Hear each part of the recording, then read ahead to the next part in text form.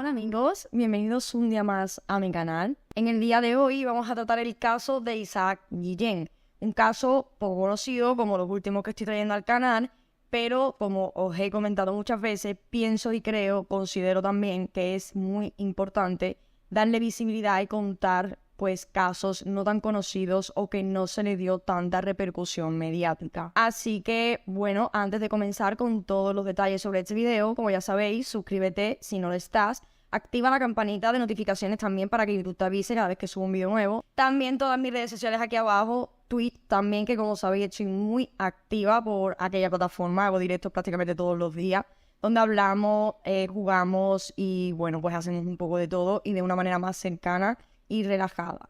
También únete a los miembros del canal para disfrutar de todos los vídeos sin publicidad, contenido totalmente exclusivo, o puedes ayudar de manera económica al canal también haciendo una aportación por Patreon o PayPal. Ahora sí, sin nada más que añadir, comencemos con todos los detalles sobre el caso de Isaac Guillén. Isaac Guillén Torrijos nació en 1975 en un pueblo de Cuenca llamado Cardenete, pero pronto se mudó a Valencia a trabajar, donde obtuvo un puesto de policía local en Catarroja, también en la Comunidad Valenciana. Tuvo una novia, con la que se casó en el año 2004 y tuvo con ella primero una hija y posteriormente un hijo. La relación iba fenomenal, hasta que al policía le diagnosticaron una enfermedad degenerativa y hereditaria, la cual también sufrió su madre. A ella la abandonó su marido cuando se puso mal. Se marchó con otra. Por eso Isaac se cuidó mucho de que a él no le pasase eso si le diagnosticaban la enfermedad. Por eso puso todo su seguro y el testamento a nombre de sus hijos. Contó un amigo de Isaac, también ex policía, cuando ocurrieron los hechos en una entrevista. Lo que aparentemente era un matrimonio feliz, pronto derivó en un infierno. Ella, la mujer de Isaac, lo denunció por malos tratos, algo que nunca ocurrió, pues a Isaac en ese momento ya le costaba mucho moverse debido a la enfermedad que he mencionado. Aquel episodio desembocó en un divorcio en el año 2014, 10 años después de haberse casado, en el que ella se quedó la casa y también la custodia completa de los dos hijos. Isaac solo podía verlos cuando el régimen de visita se lo permitiese. Como he comentado, era policía local hasta antes de que la enfermedad avanzase tanto. Esta enfermedad le obligó a dejar el cuerpo en el año 2014, aparte del divorcio, porque también ya estaba perdiendo la movilidad. Posteriormente se sabía que perdería el habla, haciendo que más tarde o más temprano tuviera que estar prácticamente atendido por alguien todo el día y evidentemente no podría desarrollar ninguna actividad laboral. De ahí que se tratase de una persona especialmente vulnerable debido a su discapacidad. Otros motivos que lo obligaron de cierta forma a dejar el cuerpo, aparte de la enfermedad y el divorcio, fue que estuvo siendo acosado por uno de sus superiores. Durante los años posteriores, es decir, de 2014 hasta 2013, sus amigos del cuerpo y cercanos intentaban convencerlo para entrar en una residencia apta para sus dificultades y donde lo fueran a cuidar bien. Tenía una paga de 3.000 euros por la invalidez, así como varios productos financieros que le iban dejando un buen dinero en cuanto a ganancias. Podía, si él hubiera querido, entrar en una de las mejores residencias donde lo cuidaran a razón de la discapacidad que él tenía y donde le ofrecieran la mejor calidad de vida. Pero Isaac se negaba a esta idea. Básicamente porque si entraba en esta residencia, dejaría por completo y de manera definitiva de ver a sus hijos. Necesito estar en una casa con una persona que me cuide. Si no, dejarán de permitir que mis hijos me visiten, les dijo Isaac en una ocasión. En el año 2017, que es en el año en el que estamos relatando todo esto, Isaac conoció a Beatriz Friginal Camacho, o Beatriz, una mujer 4 años menor que él, de Valencia capital. Bea trabajaba de conserje en un edificio del centro de la capital levantina. Isaac y Bea se conocieron en un viaje de fin de semana. Con Isaac iban sus 2 hijos y por su parte Beatriz iba acompañada de su único hijo. Tras el viaje, como se habían llevado muy bien, intimaron y empezaron a hablar mucho por teléfono. Para la familia del hombre había algo muy raro y no les terminaba de gustar esta mujer para Isaac. La primera vez que pisó la casa de su cuñada en Cardenete, un pueblo que no llega a 500 habitantes situado a 1 hora de Cuenca capital, manifestó que este domicilio le parecía mucho mejor en cuanto a todo, o sea, de manera bastante materialista, que la de Isaac, diciendo literalmente lo siguiente. «Hombre, es que esta no es como la tuya», le dijo. Un detalle que llamó bastante la atención de su familia política y que sería el primero de muchos desafortunados comentarios. Pasado un tiempo, fue Beatriz quien le propuso matrimonio a Isaac. Él, según cuenta y contaba su entorno, no lo tenía del todo claro. Me decía que sabía que no era por amor, pero que él necesitaba eso. Una mujer que le cuidase y que le mantuviese lejos de una residencia, porque eso le condenaba a él a no ver a sus propios hijos. Tras mucho pensárselo, Isaac dio el sí quiero. Para evitar que le sucediese como a su madre, quien fue abandonada por su marido, Isaac puso a buen recaudo todos sus ahorros. Hizo un testamento con sus hijos como únicos beneficiarios. A Bea la puso como titular solidaria de una de las cuentas, la de las compras cotidianas, aseguró un amigo. Al parecer, también tenía un seguro de 200.000 euros. Se casó con Beatriz en el año 2019, aunque antes de entrar en la iglesia, el amor ya se había desaguado por las alcantarillas, porque en aquel enlace solo había interés, una especie de acuerdo táctico y sin nada firmado. Tú me cuidas mientras vivas y yo te mantengo a ti y a tu hijo. Ahí ya no había amor ni nada, pero ambos necesitaban a alguien que los ayudase. El acuerdo era tan beneficioso a primeras para ambos que Bea dejó incluso su trabajo de conserje para cuidar de Isaac durante todo el día, quien, para el momento de los hechos, requería de una silla de ruedas eléctrica para poder desplazarse. Antes de los hechos, había manifestado en alguna ocasión su deseo de morir y había recabado información sobre la eutanasia, llegando incluso en septiembre de 2019, año en que se comete el crimen, a inscribirse en la asociación Derecho a Morir Dignamente. Pero este decidió esperar la reforma legal anunciada por el gobierno, que era la Ley Orgánica 3/2021 sobre la regulación de la eutanasia, para no implicar a ningún familiar en su muerte. Los amigos de Isaac no percibieron que lo estuviesen maltratando, pero es que tampoco tuvieron muchas oportunidades de comunicarse con él. Sabían que Bea tenía muchísimo carácter, especialmente con la hija mayor de Isaac. Cada vez que la veía en el piso o que ellos iban a ver a su padre, pues tenía muy mal carácter y muy malas formas de dirigirse a ella. Pero no tenían ninguna certeza, porque Bea cortó todas las comunicaciones que Isaac tenía con sus amigos. Teníamos un grupo de WhatsApp con un montón de amigos y compañeros de la policía en el que estaba él. Un día recibimos todos un mensaje de su número. Era Bea, diciendo que Isaac ya no se iba a comunicar más con nosotros porque su enfermedad había avanzado tanto que ya no podía ni escribir. Que a partir de ahora, ella sería la interlocutora, contó un amigo de Isaac. A veces, todos estos amigos del cuerpo se seguían reuniendo para almorzar, pero Bea quiso, en todo momento, formar parte de estas reuniones. No dejaba que Isaac fuese solo, con el pretexto de cuidarlo. En esos encuentros, ella hablaba por él, ya que apenas podía comunicarse. Esto, como digo, no levantaba sospechas, era algo totalmente normal, porque evidentemente, como estoy mencionando, Isaac ya estaba en un estado muy avanzado de su enfermedad y no podía comunicarse, no podía hacer nada prácticamente por sí solo y no podía valerse por sí mismo. Entonces, que Bea dijese que ella iba a estas reuniones tampoco era algo raro y no era algo que hiciera sospechar a nadie. Fue en una de estas quedadas que Bea le explicó al resto del grupo que Isaac había pedido la eutanasia, que había estado mirándose un viaje para irse a Suecia y que se la practicasen allí sin ningún problema. Decía que algún día, llegado el momento, se iría sin decir nada porque esa era su voluntad, el morir con dignidad. Nos quedamos tan sorprendidos cuando nos dijo eso, que solamente la miramos a ella. Fallo mío. Tendría que haberme percatado de la cara que él ponía cuando Bea decía eso.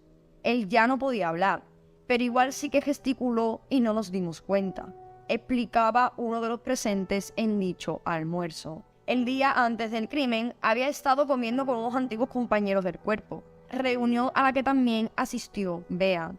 Obviamente, porque como digo, Isaac ya no podía hacer nada por sí solo.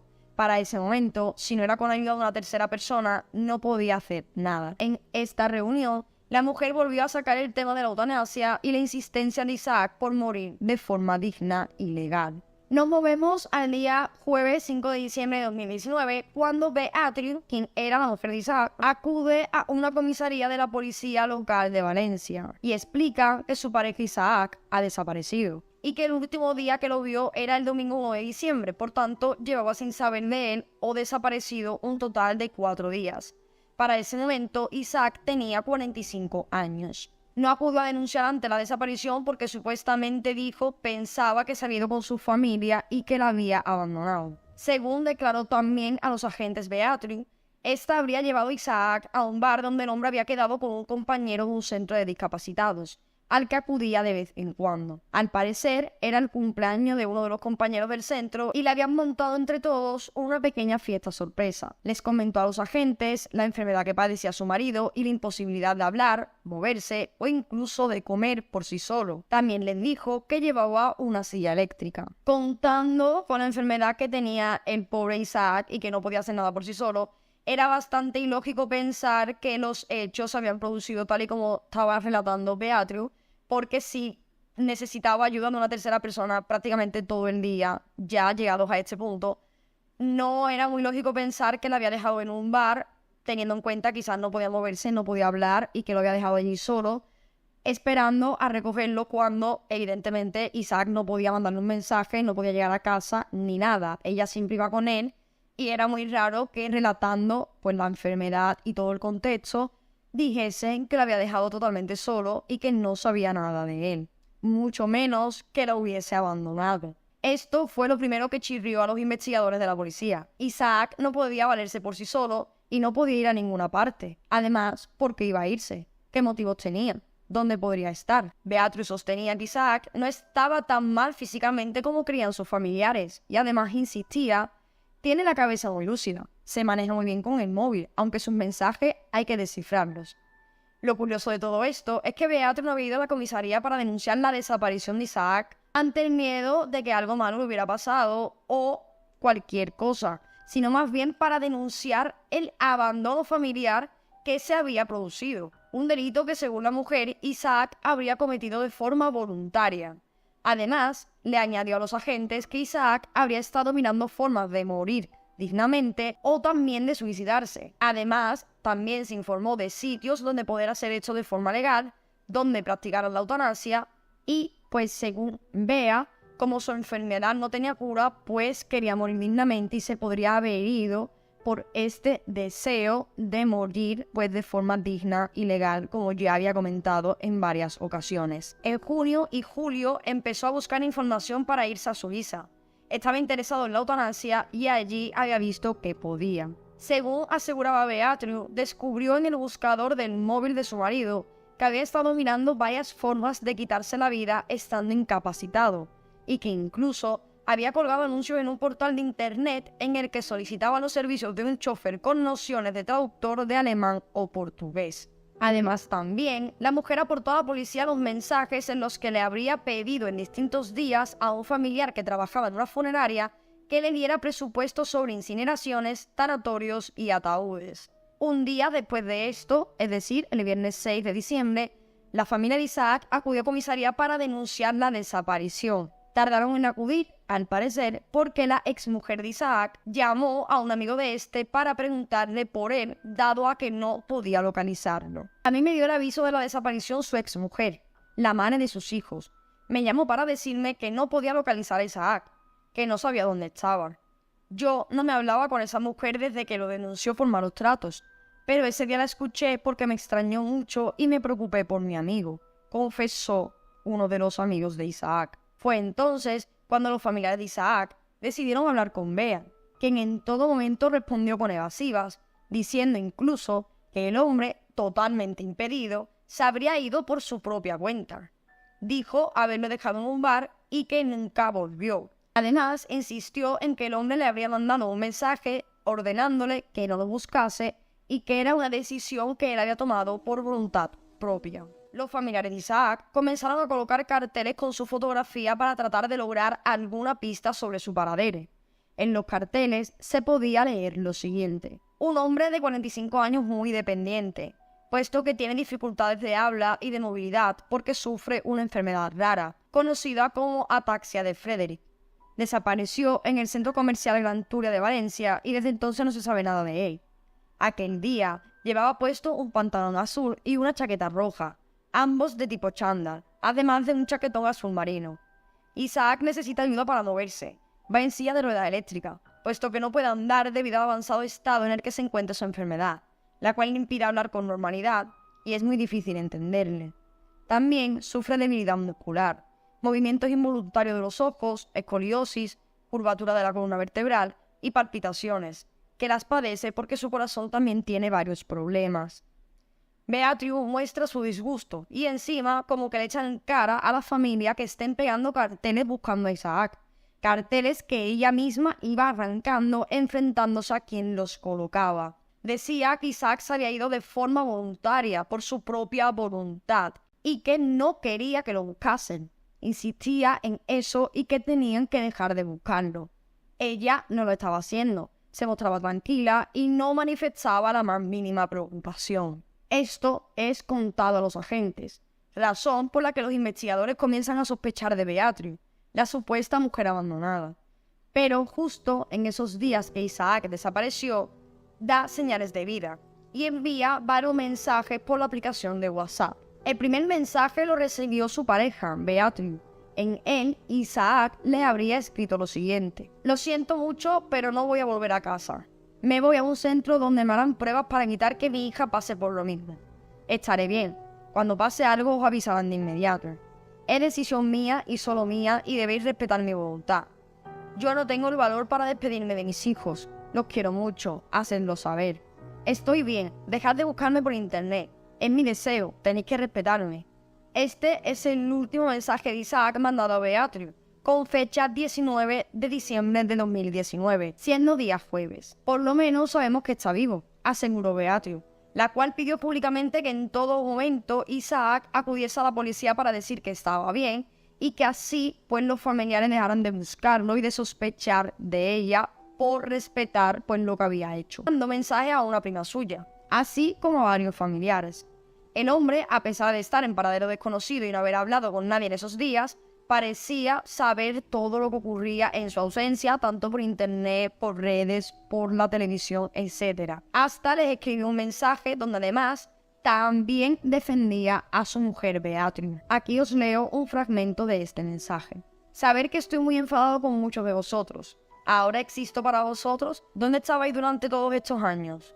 Ha sido la única persona que me quiso con la enfermedad, que ha aguantado mis bajones, mis ataques de rabia y las noches y mis días enteros sin dormir, que ha renunciado a todo por mí», refiriéndose a Beatriu. Posteriormente a esto, habría muchos más mensajes a lo largo del mes de diciembre, cuando sus primos y amigos lo están buscando ya por todas partes. Para entonces, este tipo de mensajes llega también a uno de los mejores amigos de Isaac. Es un policía local con el que él había almorzado días antes de desaparecer. Además, también conocía muchísimo a Isaac.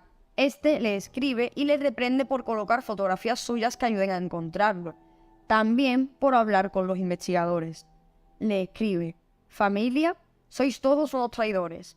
Le dice que lo deje de ayudar, que hay personas a las que él puede darle poder para que les represente y que Bea sería la única informada sobre sus pasos a partir de ese momento. El policía y amigo de Isaac no cree lo que está leyendo y le contesta con otro mensaje de WhatsApp: «No sé realmente si eres mi amigo Isaac. Lo cierto es que lo dudo. Yo no he puesto la fotografía en ningún sitio. No he ido a declarar a la policía ni he denunciado nada». Estos mensajes no estaban del todo bien escritos, pues había caracteres como arroba, paréntesis, comas, ceros. Aquí os voy a dejar en pantalla un fragmento del mensaje tal cual sin traducir, es decir, tal y como lo mandó Isaac. Este amigo de Isaac acaba yendo a ver a los investigadores y les cuenta sus sospechas, así como los hechos anteriores de la desaparición que ahora encontraba un tanto extraños. A los agentes los pone en contexto y les informa que poco antes de que Isaac desapareciera, estuvieron juntos en una comida. Eran un total de 6 personas, donde también se encontraba la mujer de su amigo, que era Beatriu. En un momento concreto y estando ambos aparte en la sobremesa, Isaac le explicó que tenía un acuerdo con su mujer. Era algo así como un matrimonio de conveniencia. Ella lo cuidaba y lo acompañaba mientras estuviera vivo, y a cambio ella disponía de la pensión que cobraba por la gran invalidez que padecía, algo más de 2.000 euros al mes, y la de la viudedad cuando éste falleciera, además de una buena parte de lo que era suyo. Le pidió a este amigo que no dijese nada, pues era un pacto verbal entre ellos, algo secreto, y por tanto no había papeles. Este amigo cuenta un detalle más, uno muy importante, En aquella reunión, a su amigo le cuesta muchísimo hablar, balbucea. Muchas veces es su mujer quien tiene que hacer de traductora de sus palabras. Tampoco puede utilizar el móvil. Sus dedos han perdido fuerza y agilidad. Beatriz, por otro lado, cuenta a los policías que llevan el caso que Isaac estaba muy deprimido y que había estado pensando en suicidarse. Había consultado también algunas páginas web sobre la eutanasia y lugares como Suiza, donde un enfermo como él podría tener acceso a una muerte digna y legal. Sin embargo, Isaac no había dejado nada escrito ni de forma oficial. Los agentes del grupo de homicidios miraron esta opción, pero no dejaban de tener en su radar a Beatriz, como era algo lógico. En marzo de 2020, llega el coronavirus a España e interrumpe la vida de todos o de casi todos, haciendo por tanto que la investigación sobre la desaparición de Isaac también vaya más lenta y quede en un segundo plano. Los investigadores de homicidios siguieron trabajando, con precaución, aunque los trámites estuvieran paralizados o tardasen más, pues ya comenzaban a tener una fuerte sospecha sobre qué le podría haber pasado a Isaac, o al menos quién podría estar detrás de su desaparición. Fue en este momento cuando los agentes le pidieron al juez que ordenase la intervención del teléfono de Beatriz. Por el posicionamiento de su móvil comprobaron que había estado en la urbanización de Godelleta. Allí localizaron un contrato de alquiler de una finca a su nombre firmado en septiembre. La que para ellos era la sospechosa número 1 de la desaparición de Isaac se había confinado en casa, como todos los españoles. Allí seguía viviendo con su hijo, un joven de unos 17 años para ese momento. Seguía cobrando puntualmente la pensión de 2.000 euros de su pareja desaparecida, que oficialmente seguía vivo. También disfrutaban del dinero de la cuenta corriente del hombre, que era compartida y al parecer muy generosa. Hacía movimientos de dinero sin ningún problema y vivía de manera bastante cómoda gastando todo este dinero. Interrogaron al círculo de Beatriz, así como a los familiares de Isaac y también vecinos, quienes dijeron que la mujer sometía a muchas vejaciones al pobre Isaac, humillaciones y malos tratos tanto verbales como psicológicos. Los agentes consiguen un dato más sobre el caso y la relación entre la pareja. La mujer, antes de la desaparición de Isaac, meses antes, había podido denunciar al hombre, donde lo acusaba también de malos tratos. Sin embargo, un vídeo que había en su teléfono, en el de Beatriz, hizo que esa denuncia se archivara. En el vídeo se ve a la mujer y a su hijo burlándose de Isaac. Ellos juegan con el mando a distancia de la televisión y el hombre no puede cogerlo. Se les oye reír y finalmente Isaac cae al suelo tratando de coger el mando. El vídeo no está público, sin embargo hablan de él en muchos programas de televisión. Además, varios vecinos aseguraron que Beatriz se burlaba de Isaac y de la enfermedad que éste sufría. Los del edificio no hablaban precisamente bien de ella. Gritona, malhumorada y poco cariñosa no solo con Isaac, a quien insultaba incluso por su condición de incapacitado. También era de la misma forma con su hijo. No era raro escucharla dando gritos a los dos, dependientes de ella cada uno por un motivo bien diferente. Otra pesquisa consistió en hablar con un primo hermano y la madre de Isaac, que confirmaron que, pese a los problemas de comunicación oral que ya presentaba, Isaac tenía muchas ganas de vivir, o al menos eso trascendía en sus conversaciones familiares, que no eran muy fluidas por el problema de comunicación que presentaba. Justo a todo esto, descubrieron que la detenida había creado varios perfiles falsos en redes sociales, haciéndose pasar por Isaac, donde pedía que le dejasen en paz y que iba a quitarse la vida. Algo que los investigadores de la policía jamás creyeron, porque él siempre hablaba de manera positiva con su entorno. Llegamos de esta forma al día 15 de junio de 2020, siendo lunes, donde Isaac Guillén sigue estando desaparecido. Los policías están vigilando todos los pasos de Beatriz cuando ella de repente alquila una furgoneta. La siguen y les lleva a Godelleta, a una urbanización llamada El Coscojar número 2, a 41 kilómetros del domicilio que compartía el matrimonio. Al final del camino, entra en una parcela que está aún sin vallar y parece que deja algo allí, una especie de jacuzzi hinchable. Los agentes de homicidio la ven hablar con una mujer antes de irse, aunque también se tomó unos minutos para volver a cambiar, por enésima vez, el candado de la parcela. En cuanto Beatriz se marchó, Los agentes se bajaron del vehículo y se identificaron con la dueña. Al parecer, la mujer con la que hablaba Beatriu es la esposa del dueño de la parcela y Beatriu alquiló el terreno hacía ya unos 6 meses, en octubre de 2019. Curiosamente, antes de que Isaac desapareciera. Esta mujer, que vive a apenas 20 metros de distancia y separada por un huerto de naranjo de la vivienda alquilada, acompaña a los agentes al interior de la parcela de Beatriu. Les cuenta que la semana antes de ese día le habían pedido tanto ella como su esposo a Beatriu que fuera a hablar con ellos, debido a que los meses habían pasado y la zona seguía estando llena de arbustos, matojos y podía haber riesgo de incendio cuando llegara el calor y el verano, por lo que habían quedado con Beatriu a fines de hablar con ella y buscar una solución. Los dueños de la parcela alquilada le dijeron a Beatriu que si ella no lo hacía, pues se encargarían ellos y por tanto tendrían que entrar en la parcela. Beatriu les contestó que ella misma lo haría. Respecto al jacuzzi, Beatriu le dijo a la mujer que era para pasar el verano. También le comentó que próximamente aparcaría una caravana para estar allí, puesto a que solamente era un terreno, no estaba edificado y pues iba a poner una caravana supuestamente para pasar las vacaciones. Beatriu también les dijo a los propietarios que contactaran con un tractorista para preparar el terreno y que ella se haría cargo de los gastos. Los agentes entonces le preguntan a esta mujer si Beatriu ha pasado muchas veces por la finca, si va a menudo, si ha llevado algún objeto más, entre otras cuestiones. La dueña les dice que no ha ido prácticamente nunca, tan solo 1 o 2 veces, y que ahí dentro solo hay una antigua silla de ruedas. Los acompaña y se la enseña. Es la misma silla de ruedas que utilizaba Isaac antes de desaparecer. El caso está a punto de resolverse, a pesar de que Beatriu había sido muy discreta y nadie sabía que había alquilado una parcela que estaba tan lejos y que pues había estado yendo allí. Beatriu al parecer les dijo en el momento de firmar el contrato que su marido y ella estaban buscando un sitio tranquilo para pasar el verano. Sin embargo, la dueña alegó a los agentes que jamás la había visto acompañada de ningún hombre y solamente la había visto a ella en un par de ocasiones. Desde ese momento, pagó religiosamente los 120 euros mensuales por el terreno, a excepción de la vivienda que se encuentra en la parcela donde vive la propietaria.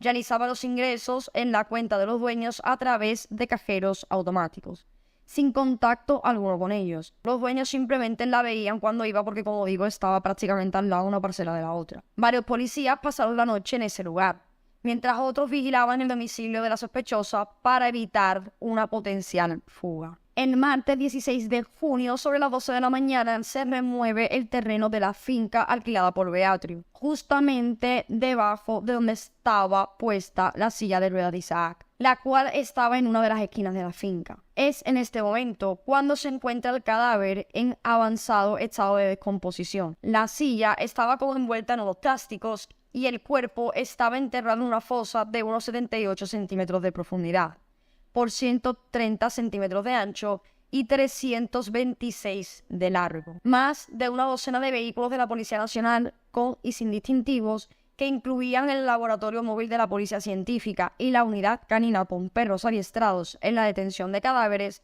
tuvieron que ver en esta operación para hallar el cuerpo de Isaac. Los primeros indicios apuntaban a que fue estrangulado, pero también se ve que Isaac recibió golpes por todo el cuerpo antes de morir. Sobre el cuerpo, además, había sacos de cal viva con la que Beatriu podría haber intentado destruir el cuerpo y un bloque de hormigón con el que le habrían golpeado. El cuerpo fue trasladado al Instituto de Medicina Legal de Valencia por orden del Juzgado de Instrucción número 2 de Requena, que acudió al lugar en funciones de guardia al encontrarse la fosa en su partido judicial. Posteriormente, los forenses practicaron la autopsia, la cual tardó mucho en ser finalizada debido al estado en el que se encontraba el cadáver, tanto por la descomposición como por la cal que se le había vertido. La lluvia caída, en mezcla con ese óxido de calcio, provocó justo la acción contraria y favoreció la saponificación del cadáver. Hasta el hallazgo del cuerpo, no estaban seguros en sí de que el crimen se hubiera producido en el piso familiar, en un barrio valenciano o en otro punto, pero sí pensaban que había podido ser un asesinato y si no, pues un homicidio, aunque todo apuntaba a lo primero. Creían que quizás Beatriu podría haber salido de casa a plena luz del día con Isaac sin llamar la atención de los vecinos. El vehículo del hombre disponía desde hacía 2 años de una grúa para introducir y extraer la silla de ruedas con la que él se desplazaba. Cuando dijo que su marido había desaparecido tras dejarlo en la puerta de un bar para acudir a una fiesta de cumpleaños, que después, por cierto, se demostró totalmente inexistente, lo que hizo en realidad fue dar vueltas con la víctima en coche hasta que decidió ir a la parcela alquilada en la urbanización El Coscojar, en Godelleta. Tenían pruebas e indicios suficientes para proceder al menos a una detención. Básicamente, en resumidas cuentas, sabía que Bea tenía algo que ver porque era la persona que estaba todo el día con Isaac. Además, la parcela la había alquilado ella poco antes de producirse la desaparición, que después resultó ser un crimen. Y además, pues estaba la silla de ruedas de Isaac allí. La primera detención fue a Beatriu, poco después de encontrar el cuerpo del hombre. Pasó a disposición judicial la mañana del viernes 19 de junio y se acogió a su derecho de no declarar. Tras ello, fue trasladada a la prisión de Picassent. El juez decretó para ella misma prisión provisional comunicada y sin fianza. Estaba acusada de asesinato. Según el perfil criminológico de estas mujeres asesinas, queda reflejado de un porcentaje de más de un 50% que actúan en compañía de algún hombre.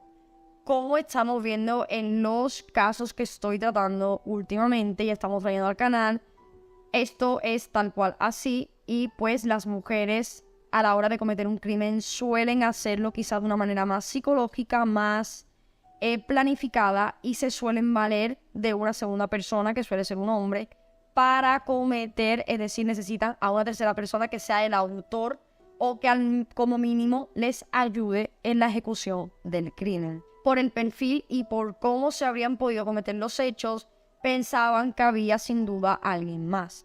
Estas mujeres en este tipo de crímenes son las llamadas viudas negras. El hijo de Beatriu tenía en ese momento 17 años. Fue detenido 2 días después de encontrarse el cuerpo de Isaac, bajo sospecha de la policía de que éste pudiera haber ayudado a su madre a cometer el crimen o como mínimo de ayudarla a deshacerse del cuerpo. Aquí cabe aclarar un dato y es que aunque fuese menor de edad, es decir, tenía 17 años, tiene la responsabilidad penal sobre sus actos, en el que se aplican 2 normas. El Código Penal, como los adultos, para establecer el delito que ha cometido, pero en la aplicación de la pena se aplican las medidas previstas en la Ley de Responsabilidad Penal del Menor, cuya filosofía es totalmente educativa, lo que da mayor maniobra a su aplicación y flexibilidad a lo largo de todo el proceso de cumplimiento de la medida.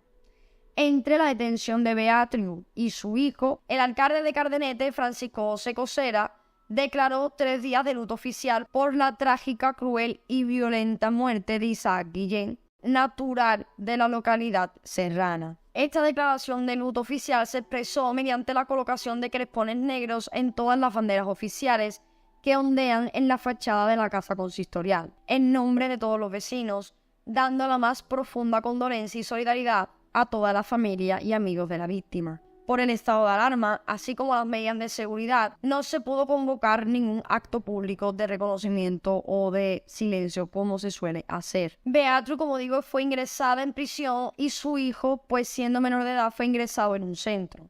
Ella en la cárcel de Picassent con prisión provisional y él en un centro de menores con régimen cerrado. La Fiscalía de Menores fijó un periodo inicial de 6 meses de internamiento para el chico, que se podría prorrogar si en ese tiempo no se pudiera celebrar el juicio en su contra.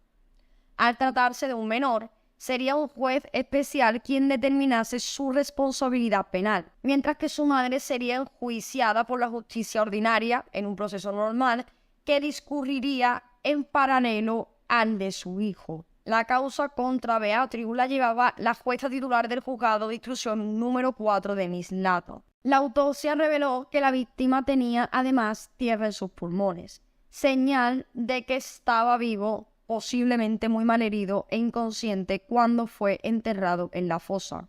Además, antes de morir, había sido golpeado en varias ocasiones con algo, posiblemente con el bloque de hormigón que se había encontrado en la finca. Y aquí es cuando ocurre algo totalmente inesperado para los agentes. Es el hijo de Beatriu quien confiesa con detalle ante el fiscal de menores el sábado 20 de junio de 2020, es decir, pocos días después de la detención de ambos, donde le explica que su madre maltrataba a Isaac y que él le tenía mucho miedo. El día del crimen, el domingo 1 de diciembre, día en que pues supuestamente se ve a Isaac por última vez, como dice Beatriu en comisaría, dice que lo sacaron de casa en su silla eléctrica, lo metieron en el coche y lo llevaron a la finca.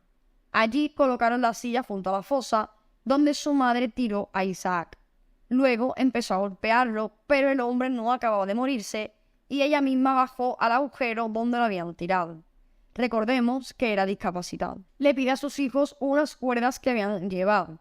Este se las da y allí mismo tratan de matarlo, asfixiándolo. Cuando creen que lo han conseguido, salen del agujero y se van. Incluye detalles bastante escabrosos de cómo su madre se habría deshecho del que fuera su marido, en lo que parece un crimen por motivos económicos. Pese a que ella ha intentado aparentar desde el primer momento, incluso con el envío de mensajes falsos, una supuesta muerte digna buscada voluntariamente por Isaac. La declaración completa, es decir, los hechos cronológicos de acuerdo serían los siguientes, según relató el hijo de Beatriu, del cual no tenemos su nombre porque era menor. Aquel día, después de comer, fuimos al parking de un centro comercial cerca de la casa de una amiga de mi madre. Cuando llegamos, mi madre le dijo a Isaac, anda, tómate estas pastillas que te quitarán el dolor. Para que confiase y viera que no le iba a pasar nada, ella misma se metió una en la boca y se la tragó. Lo que no sabía Isaac es que mi madre había vaciado la cápsula del contenido para que a ella no le hiciesen efecto. Tras esto, el joven cuenta que montaron a Isaac en el coche a esperas de que la pastilla hiciese efecto. Su madre le dijo lo siguiente: tú quédate con él hasta que se duerma y cuando ocurra me avisas, que yo me voy de compras.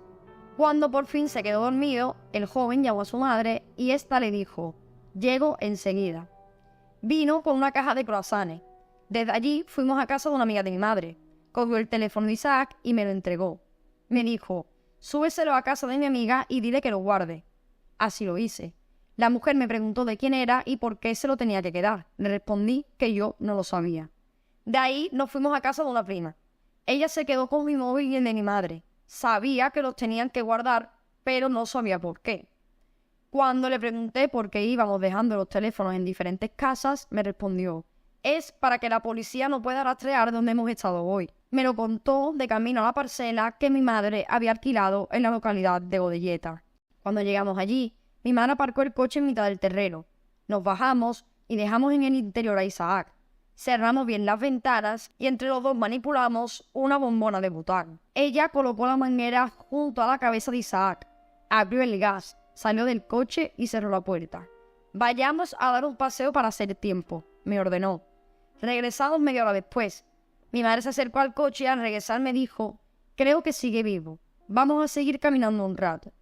30 minutos después volvimos otra vez. Lo vi moverse, seguía vivo. Mi madre me dijo, tú abre las puertas del coche y yo cierro la espita de la bombona. Tuvimos que esperar un rato para que éste se ventilase. Cuando el coche se vació de gas, mi madre me pidió que me quitase el cordón de una zapatilla. Se lo di y se lo colocó detrás del asiento en el que iba él. Rodeó su cuello con el cordón y lo apretó. Yo me giré porque no podía verlo.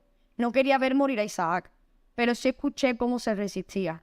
Le pedí a mi madre que parara. Yo no quería que sufriera, pero ella me respondió, no puedo. Tiene marcas en el cuello y nos puede denunciar. Tengo que matarlo. Sigue apretando y yo me alejé. Cuando dejó de moverse y parecía que estaba muerto, mi madre me gritó que regresara y que le ayudase a tirar el cadáver a un agujero que había a escasos metros. Ayúdame que tengo mal las rodillas, se justificó. Obedecí. Intenté escuchar su corazón, pero no lo oí. Creí que estaba muerto y lo coloqué en el agujero. Entonces cubrimos el cuerpo entero con tierra y piedras que había allí. Los dos regresamos días después a la parcela. Le echamos sosa cáustica al cadáver para que desapareciera. Desde el día en que se produce el crimen, asegura que tiene muchísimo más miedo a su madre. Dice que ella lo amenazaba continuamente, que si hablaba, ella diría que el asesino había sido él. Además, su madre también había comprado su silencio. Le había hecho algunos regalos, especialmente videojuegos, que parecían que al joven le gustaban mucho. En este momento, los investigadores realizan otro hallazgo vital para poder ir resolviendo el crimen. Y es que la acusada, Beatriz, había puesto un anuncio en una página de compra y venta de productos y todo tipo de chapuzas, donde al parecer puso incluso una imagen de su parcela, pues fue visto por varios vecinos, y en el texto del anuncio ponía que buscaba a una persona capaz de excavar un agujero de 2 metros de largo por 1 metro de ancho y ofrecía unos 50 euros por el trabajo. Esto sería otra prueba más de que la desaparición y posterior muerte de Isaac había sido muy planificada, teniendo en cuenta que incluso había alquilado la parcela meses antes. También se descubre otro hallazgo. Isaac, quien realmente había sido Beatriz en todo momento, compró en el mes de diciembre pentobarbital, un barbitúrico ilícito que se usa en algunos países para practicar la eutanasia. Pero cuando este medicamento fue comprado, Isaac, presuntamente, ya había sido asesinado, por lo que nuevamente se ve la premeditación y también fijación que Beatriz tenía por tener coartada y por hacer todo esto pasar como un suicidio voluntario de una persona enferma. Al estar prohibido en España la comercialización de este fármaco, la sospechosa acudió al mercado negro y adquirió dicho barbitúrico en el extranjero utilizando el nombre de su marido. No obstante, la sustancia nunca llegó a estar en su poder, dado a que fue interceptada en aduanas al llegar a España. Siendo intervenida por la policía en lo que inicialmente pretendía ser una treta para despistar a los investigadores, después se convirtió en una prueba más en su contra. Asimismo, los intereses económicos de la acusada, después de que Isaac se hubiera planteado la posibilidad de divorciarse y de marcharse a una residencia, dejándola sin nada, unido a las tretas que tenía Beatriz para dificultar la labor de los investigadores, son una muestra más de la intencionalidad criminal que tenía esta mujer en todo momento. La presunta viuda ocultó su crimen realizando todo tipo de movimientos para hacer creer que su esposo se había marchado de forma voluntaria en su deseo de morir dignamente, con el objetivo de seguir percibiendo la pensión que tenía por la invalidez de este. De esta forma, denunció su desaparición ante la policía y desde el teléfono de su marido estuvo enviando diversos mensajes haciéndose pasar por él, diciendo que no lo buscaran. Llamó al banco suplantando su identidad y tanto ella como su hijo se desplazaron en varias ocasiones a Barcelona, donde activaban el móvil de Isaac con el fin de simular que seguía vivo en este lugar. En agosto de 2020 tenemos como hechos posteriores que la Fiscalía presentó su escrito formal de acusación, que imputaba a Beatriz un delito de asesinato perfectamente premeditado y cometido contra una persona especialmente vulnerable por su discapacidad, con agravante de parentesco. Señala el texto que la acusada, tras meses de preparativos para perpetrar el crimen y encubrirlo simulando una fuga voluntaria, drogó a su marido y trató de asfixiarlo con una bombona de gas butano tras dejarlo encerrado y sin conocimiento en un coche.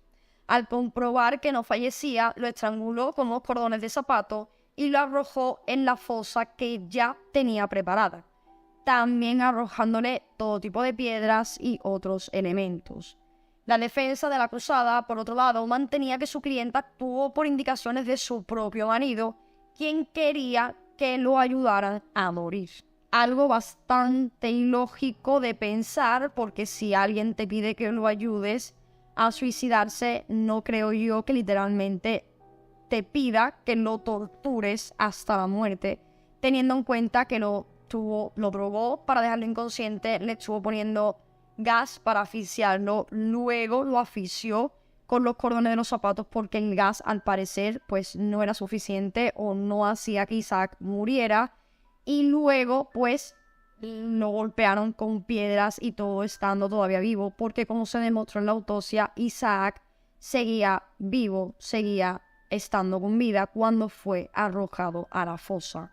Entonces es bastante lógico pensar que esto no fue así, es decir, que Isaac no pidió morir de esta forma, aunque sí tuviese deseos de morir por la enfermedad que tenía.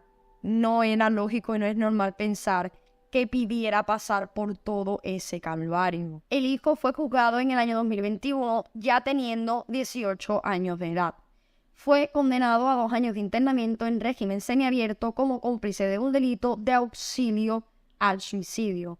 La sentencia, ratificada el pasado mes de octubre de 2021 por la Audiencia Provincial de Valencia, matiza que el joven actuaba bajo la creencia errónea de que su madre cumplía la voluntad de su marido.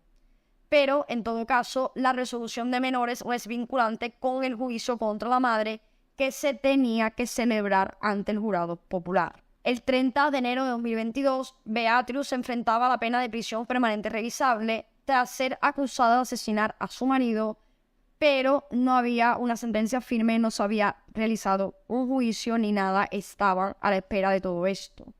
Finalmente, fue el 10 de enero de este mismo año cuando la Audiencia Provincial de Valencia condenó a Beatriz a 25 años de cárcel, acusada de matar a su marido.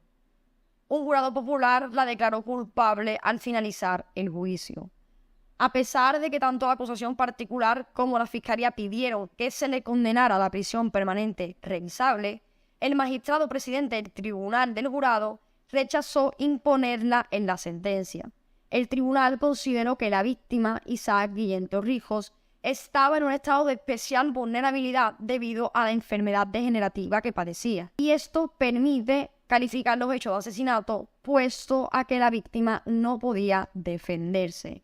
Hasta aquí, amigos, todos los datos sobre el caso de Isaac Guillén. Un caso bastante crudo, creo, muy fuerte, porque es, como por ejemplo en el caso de Iván, es una persona enferma, una persona que al fin y al cabo necesita de otra o no tiene maldad o no se puede valer por sí misma, no sé si me explico, y ver cómo hay otro tipo de personas, entre muchas comillas, que son el auténtico diablo y pueden hacer cosas atroces sin demostrar, pues, el más mínimo sentimiento de empatía o de amor o cariño hacia ti, que al fin y al cabo el cariño se le coge a una persona solamente con pasar tiempo con ella, ¿no? Con tu pareja, con tu hijo, con no sé.